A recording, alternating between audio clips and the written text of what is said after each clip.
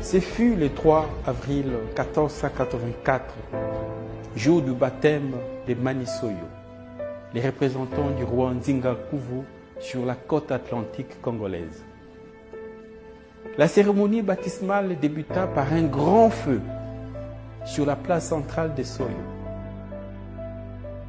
À la demande expresse des missionnaires baptistères portugais, Manisoyo ordonna que soient brûlées toutes les statuettes mystiques, tous les masques et bâtonnets sacrés, tous les colliers et bracelets bienfaiteurs, toutes les figurines protectrices, toutes les reliques de la spiritualité Congo.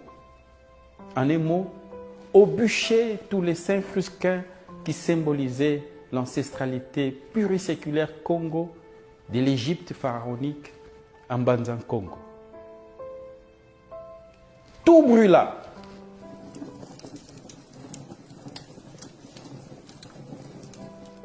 Tout sauf les tam-tams et autres instruments de musique, parce qu'il fallait chanter et danser autour de ces grands feux.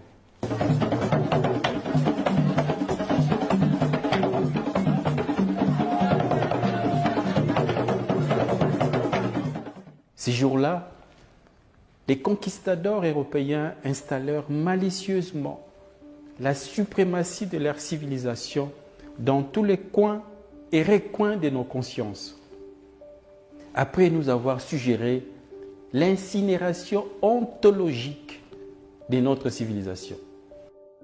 Dès le lendemain de ces cruels jours du 3 avril 1484, les Mapata, qui étaient les savants et les érudits du royaume Congo, sont brusquement devenus des sorciers. Les Nganga Kisi, qui étaient nos médecins d'alors, sont devenus des féticheurs.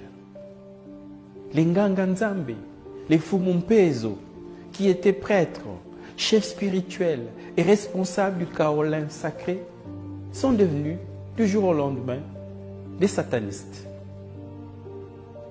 Les Nganga Mayele, qui étaient nos intellectuels, nos éducateurs et nos enseignants, sont devenus des êtres malfaisants.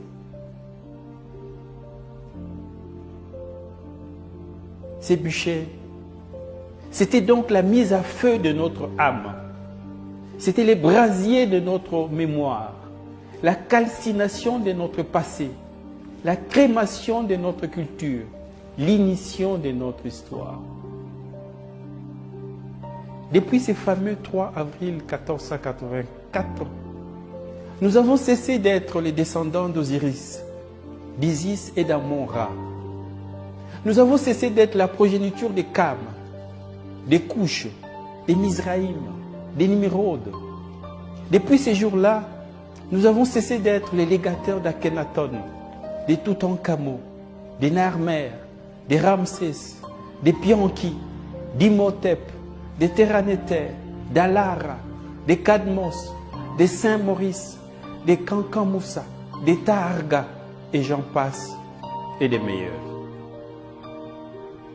Voilà nos illustres ancêtres de l'Égypte pharaonique, de la Nubie, des Méroé, des Napata, qui ont été le premier au monde à avoir pratiqué l'agriculture, l'élevage et l'architecture le long du Nil. Ils ont écrit le premier texte sacré monothéiste de l'histoire humaine, ainsi que le texte des pyramides. C'est toujours eux, nos ancêtres de Kemet, qui ont inventé les sciences, la philosophie, la médecine, les calendriers, les arts, l'écriture, l'ésotérisme spirituel, la religion monothéiste. Dépouillés de notre ancestralité égyptienne et nubienne, nous voici devenus un peuple sans père, sans repère, sans mémoire, sans passé. Un peuple tombé depuis dans la mésestime de soi, dans le mépris de soi. Or, manquer d'estime de soi et de confiance en soi, c'est se croire inférieur aux autres, c'est-à-dire devenir une proie facile pour l'esclavagisme.